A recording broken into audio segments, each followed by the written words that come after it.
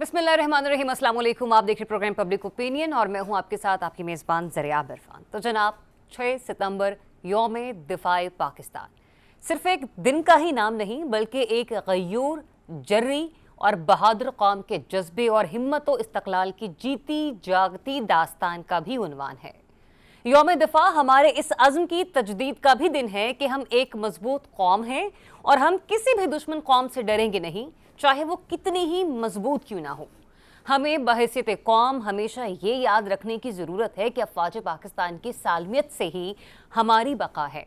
आज हम फ़िरक़ों, जमातों और बयानियों में फंसे हुए हैं, जिसकी वजह से मुल्क को दरपेश ख़तरात पहले से ज़्यादा संगीन हो चुके हैं। हमें अना, ज़िद और हठ धर्मी के खौल से बाहर निकलकर मजहबी, लसानी, सूबाई तासुबात और दहशत गर्दी का खात्मा करना होगा, क्योंकि देरपा अमन, खुशहाली, बकाओ सलामती के लिए सियासी और सिफारती महाज पर यकसोई बेहद ज़रूरी है। हमें यह अहद करना होगा कि सियासी इख्तलाफात से बालातर होकर मुल्क व कौम की तरक्की के लिए मुश्तरका इक़दाम उठाएंगे और मुल्क को दोबारा से सरसब्ज़, शादाब और अमन का गहवारा बनाएंगे। दूसरी जानिब जनाब, मुल्की सियासत की बात करें तो मुल्की सियासत में आज का दिन भी खबरों से भरपूर रहा। आज ही के दिन सुप्रीम कोर्ट ने पार्लियामेंट की जानिब से नैब तरमीम बहाल कर दी है और फैसले में लिखा है कि दरख्वास्त गुजार बानी तहरीक इंसाफ अपना केस साबित करने में नाकाम रहे हैं और बहुत से तरमीम के बानी खुद मिस्टर नियाजी थे।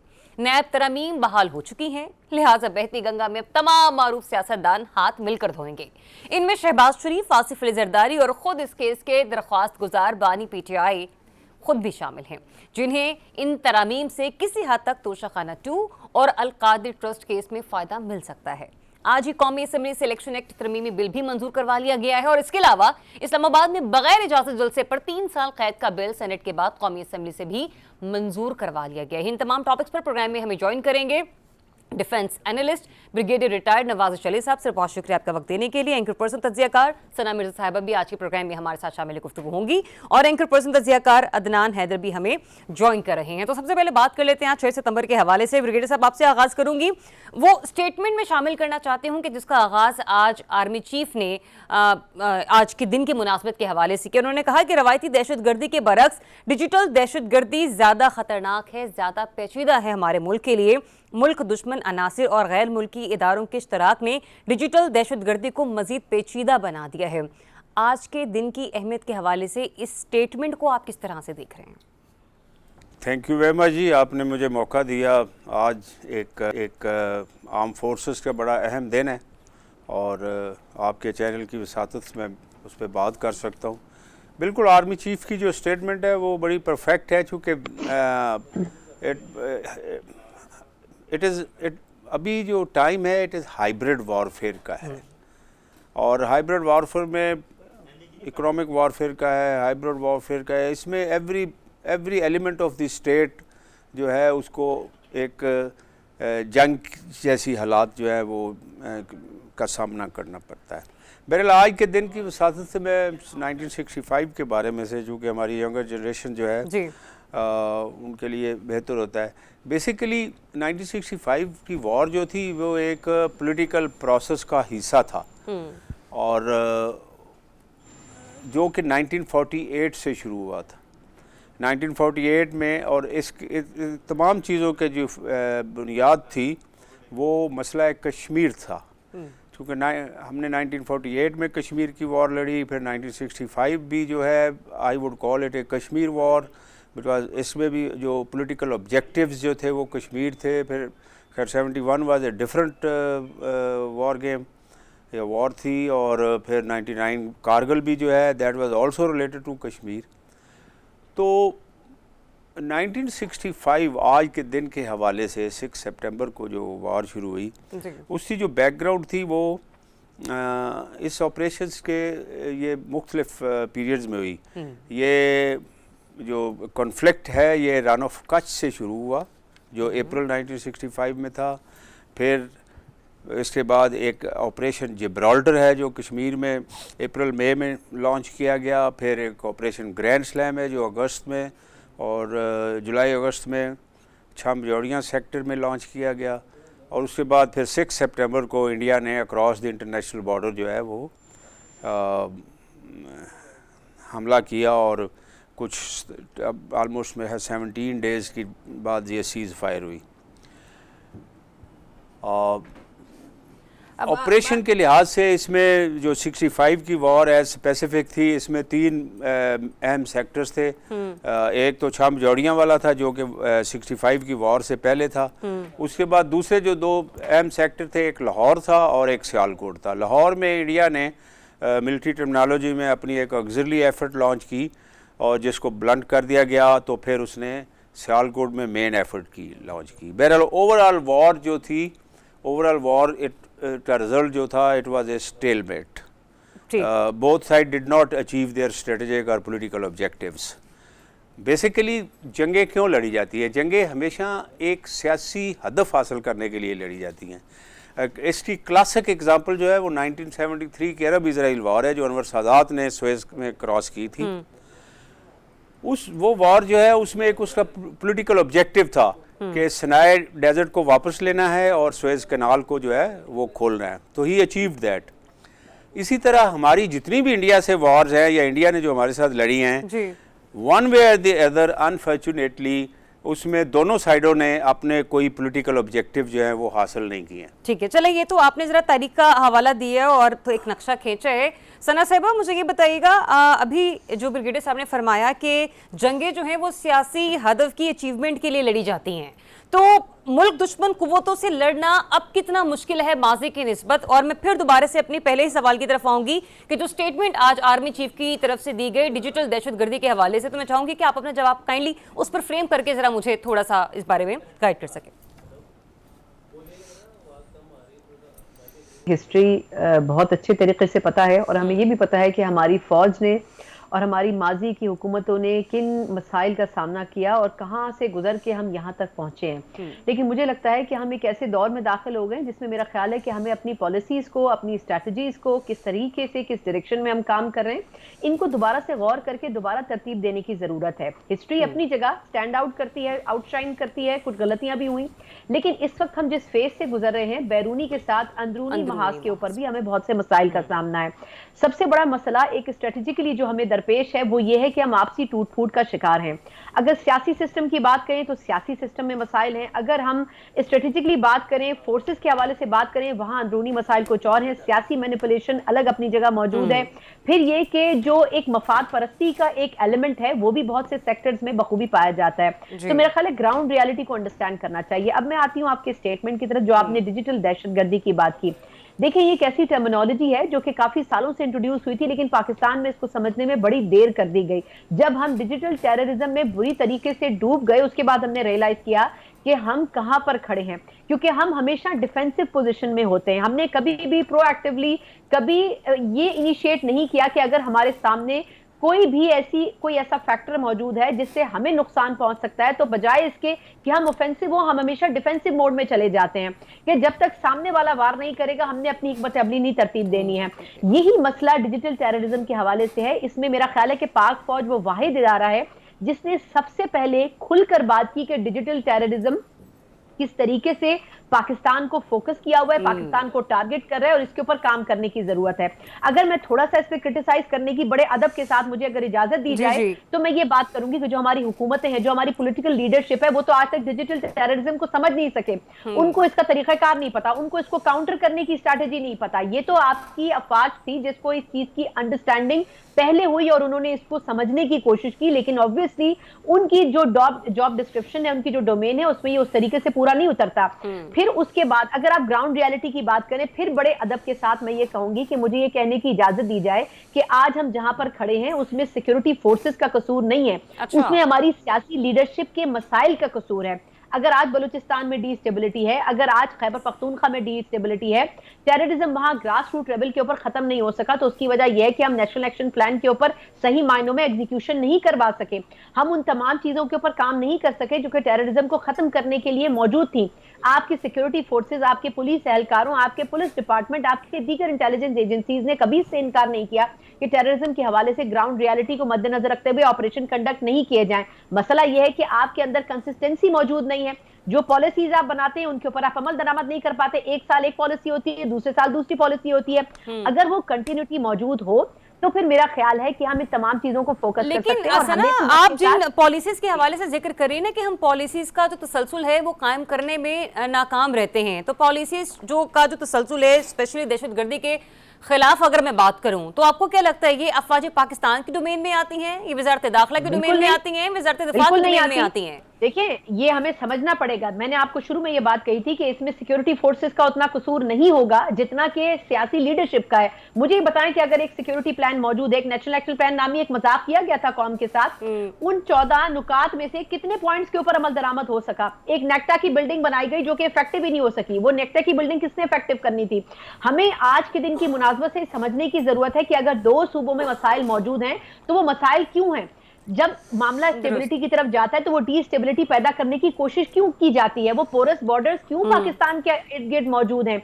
उनको कंट्रोल करना, उनको बेहतर करना, ये सिक्योरिटी फोर्सेस का जॉब डिस्क्रिप्शन है। लेकिन उस पर अमल दरामद करवाने के लिए जो फैसले होने हैं वो आपकी लीडरशिप ने करनी है। जब आपकी लोकल लीडरशिप ही इतनी मजबूत नहीं है कि वो वहां के लोकल्स को, वहां के मुकामी लोगों को अंडरस्टैंड करवा सके कि टेररिज्म को खत्म करने के लिए आपको जो वहां पर मौजूद लोग हैं उनको खुद कंट्रोल करना पड़ेगा कि वो आपकी आबादी में पेनिट्रेट ना करें, तब तक ये मुमकिन नहीं हो सकता है। मेरा ख्याल है कि इस चीज को समझने की जरूरत है और मेरा ख्याल है कि आज के दिन की मुनासबत से कौम को भी अंडरस्टैंड करवाने की जरूरत है और हमारी लीडरशिप को भी अंडरस्टैंड करवाने की जरूरत है कि जो जिम्मेदारियां उनकी हैं वो बखूबी अदा करें, बजाय इसके कि तमाम मलबा जो है वो सिक्योरिटी फोर्सेस की कोताहियों के ऊपर रखा जाए। ठीक। अच्छा अदनान, जो आपसे इख्तलाफात हमारे बढ़ते चले जा रहे हैं और हम ये देख रहे हैं कि अंदरूनी सतह पर हम लोग ज्यादा कमजोर हो रहे हैं, बजाय इसके कि हम ये देखें कि बैरूनी कुव्वतें किस तरीके से पाकिस्तान पर अटैक करते हुए हमें नजर आ रही हैं। स्पेशली अगर मैं बलूचिस्तान के हवाले से बात करूं तो बलूचिस्तान एक ऐसा सूबा है पाकिस्तान का कि हमने कभी देखा नहीं कि वहां पर खुशहाली आई हो, और वहां पर अफवाज पाकिस्तान भी कई ऑपरेशंस कर चुकी है और सियासी महाज पर अगर देखा जाए तो सियासी जमातें भी कोई ना कोई प्लान लेकर वहां पर मंजर आम पर आती रही हैं। तो किस तरीके से मुत्तहिद होने की जरूरत है हमें जब तक कि हम लोग अपने अंदरूनी इख्तलाफात में जुटे रहेंगे? देखिए, 2 बातें हो रही है। एक तो क्योंकि आज 6 सितंबर है तो हम सिक्योरिटी फोर्सेस की बात कर रहे हैं। सिक्योरिटी फोर्सेस का काम जाके डिफेंस करना है। वो तो पिछले कई सालों से कर रहे हैं। मतलब आप देखें कि टीवी स्क्रीन्स पर हर रोज, हर दूसरे दिन, हफ्ते में शायद हर दूसरे दिन आपको टिकर्स नजर आते हैं कि फौजी जवानों ने अपनी जान का नजराना पेश किया। वो तो यही कर सकते हैं कि अपने सीने पे गोली खा सकते हैं। वो पीएमए का कैडेट हो या एक सिपाही हो, उसका जॉब में पाकिस्तान को डिफेंड करना है। वो हिंदुस्तान से डिफेंस हो या इंटरनल डिफेंस हो। अब बलूचिस्तान की अगर आपने बात की तो बलूचिस्तान में सिक्योरिटी फोर्सेस की कोताही नहीं है। उनका काम ऑपरेशन को एग्जीक्यूट करना है, सिक्योरिटी सूरत हाल को बेहतर बनाना है। तो वो भरपूर अंदाज से कर रहे हैं। आप दुनिया भर में एक अफगानिस्तान का मॉडल है। दुनिया की सबसे ताकतवर फौज वो एक मुल्क की नहीं थी। अमेरिका के साथ और भी ममालिक इन्वॉल्व है ना, जिनको हम नेटो कहते हैं। 20 साल बाद अमेरिका फेल हो गया। ब्रिगेडियर साहब बैठे हैं, ये आपको शायद डिटेल में बता सकें कि बलूचिस्तान का ट्रेन अफगानिस्तान से ज्यादा मुश्किल है। तो आसान जगह अगर नेटो और अमेरिका हार जाते हैं, वहां पाकिस्तान की सिक्योरिटी फोर्सेस कम वसाइल के साथ अपने आप को सस्टेन कर रही हैं। तो वो तो अपनी ड्यूटीज बड़े भरपूर अंदाज से कर रही हैं।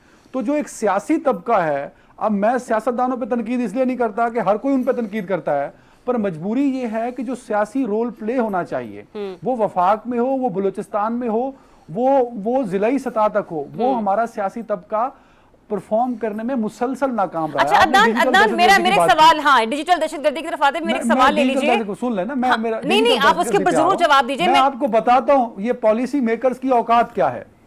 आर्मी चीफ से ने जब मैं उनसे पहली मरतबा मिला था, आई थिंक कोई उनकी अपॉइंटमेंट के 4 महीने बाद, उस वक्त उन्होंने ये डिजिटल मीडिया के यूज पर बात की। ठीक है। अच्छा Adnan, sorry to interrupt you, मुझे एक ब्रेक लेने का कहा जा रहा है। मैं ब्रेक के बाद जब इंशाल्लाह आपसे ही दोबारा गुफ्तगू का आगाज करूंगी और सवाल थोड़े चले जा रही हूं कि एक तासुर दिया जा रहा है कि शायद कौम और अफवाज पाकिस्तान के दरमियान एक शायद दूरी आ गई है, एक ऐसा मकाम आ गया, एक ऐसा खला आ गया कि जहां पर शायद ये दोनों कुव्वतें एक दूसरे से जो है वो करीब नहीं रही। यहाँ पे कोई खला मौजूद है क्या? उस खला को पुर करने की जरूरत है, या फिर जो कि तासुर जो परसेप्शन दी जा रही है यही गलत है? अदनान से ब्रेक के बाद आकर मैं इस सवाल का जवाब लेती हूँ और इसमें हम क्या कुछ बेहतरी कर सकते हैं, इसका जवाब जरा ब्रिगेडियर साहब आप दीजिएगा। एक छोटी सी ब्रेक, स्टे ट्यून्ड।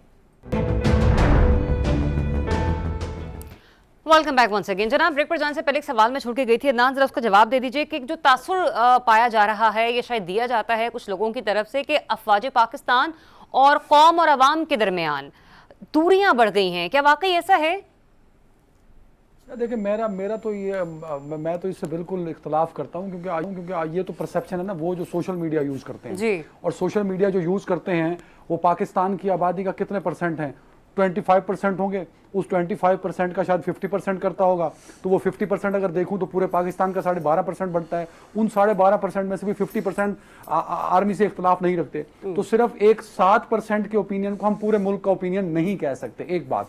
दूसरी बात, जब मैंने पहले भी कहा कि हम वॉर स्टेट में हैं जी। वो KPK हो, वो बलूचिस्तान हो, तो जब आपकी सिक्योरिटी फोर्सेस इस कदर इन्वॉल्व होती हैं बहुत सारी चीजों में, तो उसका कहीं ना कहीं पब्लिक ओपिनियन आता है, उसको आप पब्लिक रिएक्शन भी कह सकते हैं। तो फिर हम एक परसेप्शन बिल्ड कर देते हैं, वो परसेप्शन सोशल मीडिया पे बिल्ड होता है, इसीलिए उसको बार बार डिजिटल दहशतगर्दी कहा जा रहा है। और उसमें से भी बेशतर अकाउंट वो हैं जो पाकिस्तान में नहीं है, पाकिस्तान से बाहर बैठे हैं और उन्हें पता है। देखें, आप तो सोशल मीडिया को रोती है ना जरियाब, आप मेन स्ट्रीम मीडिया उठा के देख लीजिए। मुझे दुख होता है कि कई टीवी एंकर और कई सहाफी बिला वजह इमरान खान साहब को ग्लैमराइज और ग्लोरीफाई कर रहे होते हैं कि उन्हें अच्छी रेटिंग मिलेगी। तो जब आपको व्यूज का लालच हो, जब आपको रेटिंग का लालच हो, तो फिर national interest, national policies, national security सब जाती है भाड़ में, फिर आप सामने खड़े होते हैं। और इसीलिए हम उनको इस मुल्क का दुश्मन कहते हैं। वो अच्छे भी हैं, वो बुरे भी हैं, वो सिर्फ व्यूज और रेटिंग की खातिर बहुत सारी चीजों को कंप्रोमाइज कर लेते हैं। उसमें हम भी शामिल हैं, हमें भी ऐसा नहीं करना चाहिए। फैक्ट्स को फैक्ट के तौर पे रिपोर्ट करना चाहिए, हमने ऐसा किया नहीं है।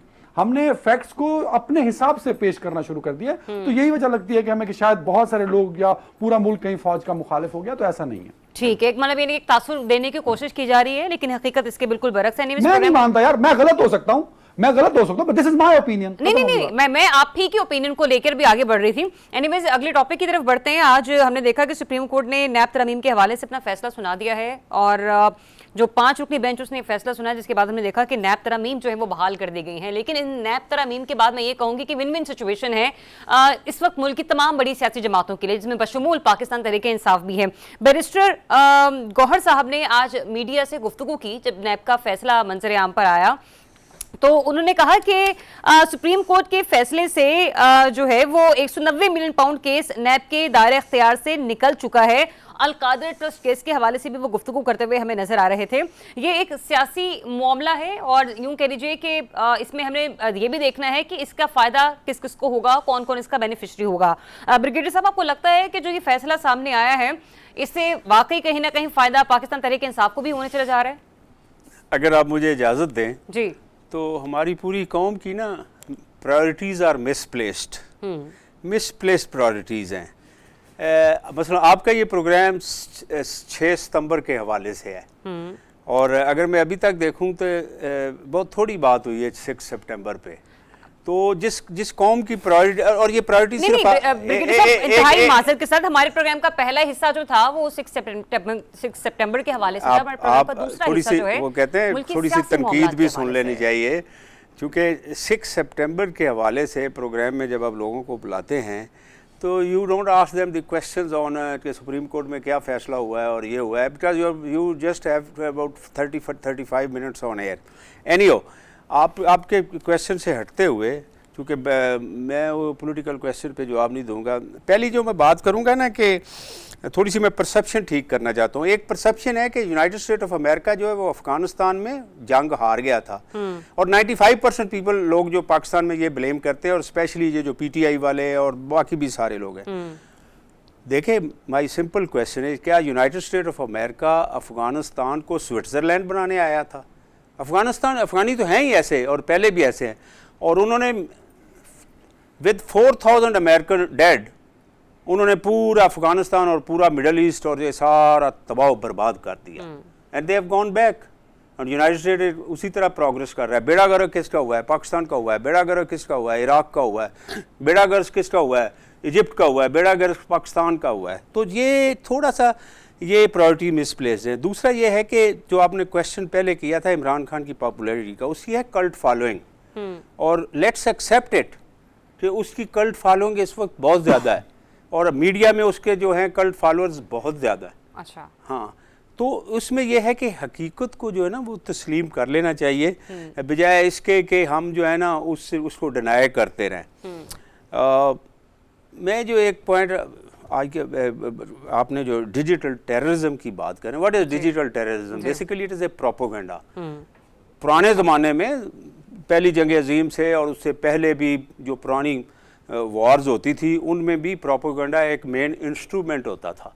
It is not a new dimension to the warfare, सिर्फ टेक्नोलॉजी की वजह से इसको अभी आप लोग डिजिटल टेररिज्म कहते हैं और डिजिटल टेररिज्म काउंटर इसका है। दूसरा ये है कि मैं जो हाईलाइट करना चाहूँगा वो ये है कि ये जो वॉर ऑन टेरर और ये टेररिज्म और जो वेस्टर्न बॉर्डर पे ना, this is the most dangerous phenomena for Pakistan. Borders के ऊपर ऑल आउट वॉर लड़ना बड़ा आसान होती है, उस पर इतना डर नहीं लगता जितना ये टेररिज्म और जितनी हमारी कैजुअल्टीज़ हो रही हैं। अभी कल की फिगर जो है टेरर से 2 गुना ज़्यादा कैजुअल्टीज़ हैं सिक्योरिटी फोर्सेस की पिछले कुछ 3-4 महीने में, और जो लोग शहीद हो रहे हैं कि मतलब there are number of officers जो कि माँ बाप के अकेले बेटे थे, और there are number of officers जिनके 2 बच्चे जो हैं वो कोई 6 महीने का था, कोई 8 महीने का था। तो बेसिकली ये है कि बड़ा अफसोस होता है जब स्पेशली ये जो कल्ट फॉलोइंग वाले लोग हैं इमरान खान के, ये आर्मी के बारे में इतनी सख्त बातें करते हैं। ठीक है, एक लेवल के ऊपर जो पॉलिटिकल लेवल पे लोग इन्वॉल्व हैं उनके खिलाफ you have the right and you have the you know your discretion to talk, but unfortunately ये जो रैंक्स एंड फाइल लड़ती हैं, रैंक्स एंड फाइल में सिपाही से लेके मेजर जनरल तक आता है, वो जो लोग लड़ते हैं वो। दूसरा ये है कि मीडिया जो है ना हमारा हाईलाइट नहीं करता, Pakistan army is the army जो कि लॉन्गेस्ट फाइटिंग डिप्लॉयड है इस पे बॉर्डर्स पे, कश्मीर में, वेस्टर्न बॉर्डर पे, और अभी ये जो वॉर ऑन टेरर है, you know you started on 9/11/2001 और you are fighting for last 23 years, और ये अफसर जो हैं ये बेचारे उधर जिस तरह रहते हैं, जिस तरह सोते हैं, जिस तरह खाते हैं, वो कोई देखता नहीं। इधर बैठ के it is very easy to criticize the army, to criticize the officers and criticize these things. So no one is criticizing over here. I am talking of these cult followers. आप सोशल मीडिया जो आपने digital war की है, what is digital war? Digital war यही है कि वो बैठ के सारा दिन टिकटॉक पे, सारा दिन यूट्यूब पे, अभी मैं आपको निकाल के दिखाता हूँ, ये वो जो है वो उन्होंने ऐसे आर्मी के खिलाफ और उनके खिलाफ, चलें इसके खिलाफ हम देख भी रहे हैं कि इसको काउंटर करने के लिए भी गवर्नमेंट की तरफ से भी बहुत सारे इनिशिएटिव लिए गए हैं और खुद आर्मी भी इस पर तवज्जो दे रही है। सना, अगर आप मुझे इजाजत दें, अगर आपको इस मामले पे कोई ओपिनियन दे रहे हैं तो प्लीज, अदरवाइज मैं चलना चाह रही हूँ अपने नेक्स्ट टॉपिक की तरफ, जिसके मैं जिक्र भी करी थी नैब तरमीम के बहाल होने के हवाले से। आपको लगता है कि इन नैब तरमीम के बहाल होने के बाद डायरेक्टली या इनडायरेक्टली खुद चेयरमैन पीटीआई जो थे साबिक, उसको भी इनका फायदा पहुंचने वाला है, जैसे कि बैरिस्टर गौहर साहब आज फरमा रहे थे? बहुत शुक्रिया आपका। देखिए, जहाँ तक ब्रिगेडियर साहब का ओपिनियन है, मैं इससे इस हद तक एग्री करूंगी कि जो फैन फॉलोइंग होती है वो ब्लाइंड होती है, और वो जिस तरीके से हालात इस वक्त पैदा कर दिए गए हैं उस पर चाहे सही हो या गलत हो वो तफरीक ख़त्म कर दी गई है। लेकिन ये जो ब्लाइंड फॉलोइंग है इसका भी एक माहौल है, और ये माहौल ऐसे ही नहीं बना, जो एक हिस्ट्री रही है पाकिस्तान की पॉलिटिक्स की, और उसमें जिस किस्म के पॉलिटिशियंस आते रहे, करप्शन की जो मिसालें कायम करती रही। ऐसा नहीं है कि खान साहब के दौर में कोई दूध और शहद की नहरें बह रही थी, उनके दौर में भी पंजाब में, खैबर पख्तूनख्वा में अपनी मिसाल आप करप्शन की दास्तानें हैं, उनके घर से शुरू होती हैं और उनके रिश्तेदारों पर ख़त्म होती हैं। लेकिन मेरी बात का सिर्फ मकसद ये है कि जो ब्रिगेडियर साहब कह रहे हैं वो बात जस्टिफाइड है, लेकिन इसको समझने की जरूरत है कि security forces are the second tier जो कि सिक्योरिटी के हवाले से किसी चीज की जिम्मेदार हो सकती है। बुनियादी जो जिम्मेदारी है वो पॉलिटिकल लीडरशिप की होती है। मैंने पहले भी ये बात कही थी और मैं अब भी इस पर कायम हूं, क्योंकि जो एग्जीक्यूशन है वो सेकंड स्टेज है, पहले होती है प्लानिंग। आपकी प्लानिंग ही ठीक ना हो तो एग्जीक्यूशन करने वालों को कसूरवार ठहराया नहीं जा सकता है। तो आज हम जहां खड़े हैं उसमें पहले पॉलिटिकल लीडरशिप का कसूर है। अब आती हूँ आपके सेकंड क्वेश्चन की तरफ जो सेगमेंट का था। देखिए, बात यह है कि जो नैब अमेंडमेंट्स हैं उनको हमें समझना पड़ेगा। ये 3 मरतबा की गई। मेरा सवाल ये कि पहली और दूसरी मरतबा किसके दौर में की गई, ये भी जरा खान साहब से और पाकिस्तान तहरीक इंसाफ से पूछ लेना चाहिए। ये जो तीसरी मरतबा अमेंडमेंट्स की गई, ये तो बुनियादी तौर पर यकीनन ये बात दुरुस्त है जो कल ढोल पीटा जा रहा था पाकिस्तान तहरीक इंसाफ के कायदीन की तरफ से कि जी देखिए हमने कितना बड़ा दिल गुर्दा है और हम कितने खुले दिल के साथ ये तरमीम के खिलाफ गए थे और अगर ये हमारे हक में फैसला आता है तो खान साहब भी रगड़े जाएंगे। तो भाई आप ये बताएं कि आपने अपने दौर में नैब को खत्म क्यों नहीं किया? चाहे पाकिस्तान पीपल्स पार्टी हो, चाहे नून लीग हो, चाहे पाकिस्तान तहरीक इंसाफ हो, जैसे ही अपोजिशन की बेंचेस पर जाकर बैठते हैं तो इनको कुछ पेट में तकलीफ होने लगती है और ये कहते हैं कि नैब खत्म होना चाहिए। लेकिन जब ये हुकूमत में आते हैं तो एकदम इनका मूड चेंज हो जाता है और उस वक्त ये कहते हैं कि नहीं नहीं ये तो होना अच्छा चाहिए। सना, अब ये भी एक आए था क्या कहते हैं स्टेटमेंट पीटीआई की तरफ से माजी में, जब आपने कहा ना कि उन्होंने नैब को खत्म क्यों नहीं किया, उन्होंने कहा कि नैब हमारे दायरे इख्तियार में था नहीं, नैब को जो है वो इस्तेमाल किया जाता रहा है और नैब को हमने इस्तेमाल नहीं किया, नैब को किसी और ने इस्तेमाल किया। देखिए ये सारी कहने की बातें मुशर्रफ साहब के दौर में बनाया गया था। मुशर्रफ साहब के बाद कितनी हुकूमतें आई, पुलों पर से कितना उनके नीचे से पानी गुजर गया, ये बेवकूफ़ों वाली बातें हैं। इससे अब अवाम मजीद बेवकूफ़ नहीं बन सकते हैं। दूसरी बात यह है कि आप ये बताएं कि जब जावेद इकबाल साहब की वीडियोस बन सकती हैं, उनसे अपनी मर्जी के फैसले करवाए जा सकते हैं, तो हमें ये समझना पड़ेगा कि नैब के हवाले से भी लेजिस्लेशन कर सकते हैं। आज आप देख रहे हैं पिछले 10 दिनों में एक के बाद एक फरमाइशी लेजिस्लेशन हो रही है। जो पिछली 16 माह की हुकूमत थी, जब शहबाज शरीफ साहब प्राइम मिनिस्टर थे, उस वक्त लिमिटेड टाइम में मेरा ख्याल है कोई एक हफ्ते में कोई 50 से ज्यादा लेजिस्लेशन की गई थी। वो किस खाते में की गई थी? उसमें एक लेजिस्लेशन नैब के हवाले से भी कर देते। सवाल यह है कि अगर आपने इसको बंद करना है तो फिर एफआईए और दीगर इदारों को फाल करें और अगर वो काम के नहीं है तो उनको उठाकर बंद कर दें, नैब को ही इफेक्टिव कर दें। मसला यह है कि आप ये बात मान लें कि आपने लोगों की गर्दन पे पैर रखने के लिए नैब को इफेक्टिव रखा हुआ है और आप तब तक रखेंगे जब तक कि आपके दुश्मनों का खात्मा ना हो जाए। अब इस अगर लेजिस्लेशन की बात करूं तो यकीनन इससे बहुत से लोगों के केसेस बंद होंगे, लेकिन वो लोग जिसमें सरफहरिस्त मियां साहब या जरदारी साहब हैं वो पहले ही भरपूर फायदा उठा चुके हैं, उनके लिए शायद बहुत ज्यादा फर्क नहीं पड़ना। फर्क पड़ेगा तो खान साहब के हवाले से पड़ेगा, लेकिन उनके वकला एक ही बात याद करके बैठे हुए हैं कि उनके केसेस में कोई जान नहीं है। अब देखना ये होगा कि आया इस लेजिस्लेशन के बाद कहां स्टैंड करते हैं, क्योंकि मसला यह है कि इसके ऊपर हम खुलकर बात कर नहीं सकते हैं, लेकिन सुप्रीम कोर्ट में एक वाज़े तफरीक मौजूद है और वो तफरीक खान साहब की तरफ और खान साहब के खिलाफ वाली तकरीफ है। हमें खुलकर इस पे बात कर लेनी चाहिए। जब तक वो तफरीक खत्म नहीं होगी, जो कि आने वाले वक्त में खत्म होती नजर नहीं आ रही है, तब तक ऐसी तमाम केसेस के खिलाफ भी अगर ये जाएंगे कोर्ट में तो इससे कोई फायदा नहीं होगा, होगा वही जो प्री डिसाइडेड है। ठीक है अदनान, आपको भी ऐसे लगता है कि होगा वही जो प्री डिसाइडेड है? और जिस तरीके से बैरिस्टर गौहर भी कह रहे हैं कि बहुत सारे ऐसे केसेस हैं कि जो अब नैब के दायरे इख्तियार से बिल्कुल आउट हो चुके हैं और इन केसेस में नैब का अब कोई लेना देना नहीं है, तो वाकई यकीन फायदा होगा पाकिस्तान तहरीक इंसाफ को? वैसे तो ये सवाल ही आउट ऑफ सिलेबस आ गया कि मतलब इमरान खान ने खुद कहा था ना जब वो सुप्रीम कोर्ट में वीडियो लिंक पे पेश हुए थे कि मैं खुद भी अगर ये नैब तरमीम रही तो मैं खुद भी ना रही तो मैं खुद भी उसमें मुझे नुकसान होगा, मेरे भी कई केसेस हैं, फाइन। लेकिन इमरान खान बड़े समझदार आदमी हैं, उनको पता है कि उनके ऊपर चलने वाला तोशाखाना केस हो या 190 मिलियन का हो, हम सब ने देखा जो उसकी प्रोसीडिंग्स थी, जिस तरह प्रोसिक्यूशन ने बिहेव किया वहां पे, तो वो इमरान खान साहब पे जो उल्टे भी हो जाएं, सारे इकट्ठे भी हो जाएं, तो दोनों की प्रोसिक्यूशन, दोनों की प्रोसीडिंग्स देखने के बाद उनको पता था कि मेरे लिए क्लीन चिट है, तो तभी वो ये बात बार बार करते थे। हाँ, वो उन्होंने क्यों इनको चैलेंज किया था, वो इसलिए किया था कि इन तरमीम का फायदा डायरेक्टली पाकिस्तान मुस्लिम लीग नून और पाकिस्तान पीपल्स पार्टी समेत कई पॉलिटिशियंस को हो रहा है। अच्छा। उसमें इमरान खान साहब को ना फायदा था ना नुकसान था। हाँ, फायदा ये था कि वो चाहते थे कि अकाउंटेबिलिटी हो इनकी, और उन्होंने अपने आप को अकाउंटेबिलिटी से एग्जम्प्ट करा लिया। मेरा सवाल ये है कि हर बंदा उठता है, मुंह उठा के कहता है कि नैब बंद कर दो, सारे सियासतदान कहते हैं नैब बंद कर दो। भाई क्यों बंद कर दे नैब?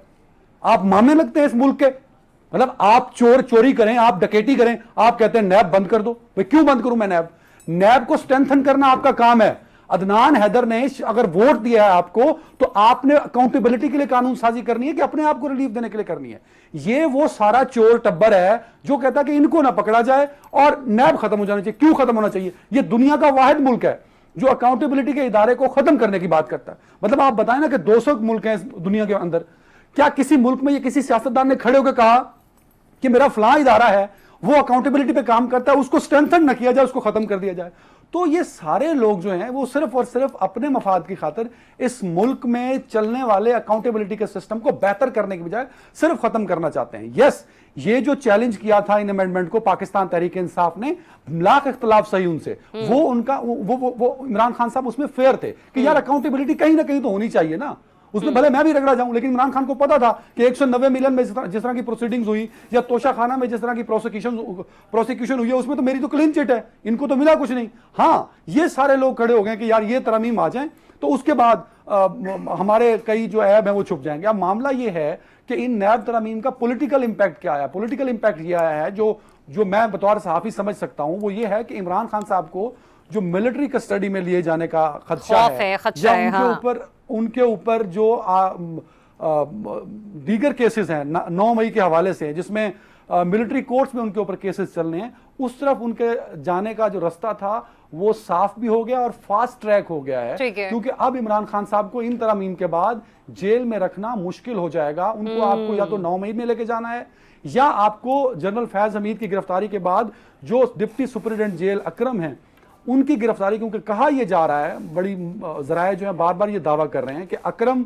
शायद इस बात पर राजी हो चुका है कि वो वादा माफ गवाह बने। अगर अकरम वादा माफ गवाह बना तो इमरान खान साहब को under field general court martial custody में लिया जा सकता है। और दूसरा जो ऑप्शन है वो मिलिट्री कोर्ट्स का है, उसमें सिविल ऑफेंस की बात होगी तो सिविल ऑफेंस में सेक्शन 93 होगा, जिसके तहत 9 मई की जो FIR दर्ज हैं उनके तहत उनके ऊपर ट्रायल जो है वो मिलिट्री कोर्ट में चल सकता है। तो अब वो जो 2 ऑप्शन है वो फास्ट ट्रैक हो गए हैं। चलिए लेट्स सी, पाकिस्तान तहरीक इंसाफ के लिए आने वाले दिनों में मजीद कौन से मुश्किलात खड़े हो सकते हैं, फिर कौन से रिलीफ हो सकते हैं। अभी तक तो फिलहाल उनके लिए जो सबसे बड़ा चैलेंज बना हुआ है वो है 8 सितंबर का जलसा। ब्रिगेडियर साहब, मेरे पास वक्त इंतहाई कम है, मुख्तसर है, मैं चाहूंगी कि आज के दिन की मुनासबत से जो आप फाइनल रिमार्क्स देना चाहें। ब्रिगेडियर साहब, देखिए, जैसे उन्होंने अदनान ने बात की है, वो मुझे इस पे याद आ रहा है, अर्दशेर कौस जी का एक आर्टिकल था डॉन में बहुत पहले, who will nab the NAB, I repeat, who will nab the NAB. असल में पाकिस्तान में, जैसे मैं पहले ब्रेक में बात कर रहा ना, the problem is the total corruption and haves are more corrupt than the have nots. ये जो चौकीदार है, जो पुलिस कांस्टेबल है, या जिसको मोटरसाइकिल वालों के ये ट्रैफिक वाले चालान कर रहे होते हैं, they are not corrupt, the corruption it at the top. और जितना किसके पास अथॉरिटी ज़्यादा है उतना ही वो ज़्यादा करप्ट है। सो द क्वेश्चन है हु विल नैब द नैब। दूसरा ये है कि ये जो केसेस हैं 9 मई वाला है, जो दूसरा है, things are very crystal clear कि इमरान खान ने 3 इंस्ट्रक्शन की, 3 दफ़ा उसने कू अटैम्प्ट की। मैं तो आज मीडिया पे बात कर रहा हूँ। दी फर्स्ट अटैम्प्ट उसने की जब वो पेशावर से आया था, अच्छा। सेकंड अटैम्प्ट उसने की जब वो वज़ीराबाद में बुलेट फायर हुई, और थर्ड अटैम्प्ट उसने अल्टीमेटली ये की जिसमें उसने तमाम मिलिट्री टारगेट्स लिए, ऑल मिलिट्री टारगेट्स और वेल प्लान्ड और वेल एग्जीक्यूटेड, और जिसमें उसके भांजे और उसके रिश्तेदार और मतलब ऐसे लोग थे। अभी भी वो कह रहे हैं जी कौन सी फॉरेंसिक ऑडिट करा लें, और भाई सामने तुम लोग नजर आ रहे हो कि तुम जना उसके सामने। लेकिन ब्रिगेडियर साहब, उसके तहत फील्ड जनरल कोर्ट मार्शल नहीं हो सकता। फील्ड जनरल कोर्ट मार्शल जो है वो सेक्शन 73 में तभी होगा जो जनरल रिटायर्ड फैज हमीद से लिंक्ड होगा। जो आप तीनों ऑप्शन बता रहे हैं उसमें अदनान डोंट एक मिनट का कॉन्स्टिट्यूशन हमने देखना है ना। नहीं, पाकिस्तान के constitution, don't try to teach me military law, manual of Pakistan military law आप मुझे नहीं पढ़ा सकते, ठीक है। मैंने तो इसीलिए सिविल सेक्शन का हवाला दिया 93 का सर। मैं जान की अमान पाते हुए मैं ब्लडी सिविलियन 93 सेक्शन का हवाला दे रहा हूं सर। आप मेरी बात सुने, इट वाज इंस्ट्रक्शन जब जिना हाउस पे उन्होंने अटैक किया है, और जिना हाउस पे अटैक किया गया है to topple the government and to topple the army chief. एक मिनट, आज वो FIR मैटर करेगी ना, जो FIR भी सर्वर रोड पुलिस स्टेशन में there are FIR registered, there are 450 people उसमें चलान है। फुटेज कहां है? आप इस बात को छोड़ दे अदनान कि जी ये सर जी, मुझे क्लोजिंग की तरफ बढ़ना है, हमें पास वक्त इंतहाई मुख्तसर है, बिल्कुल खत्म हो चुके हैं। इजाजत दीजिए, अपना बहुत सा ख्याल रखिए, अल्लाह हाफिज।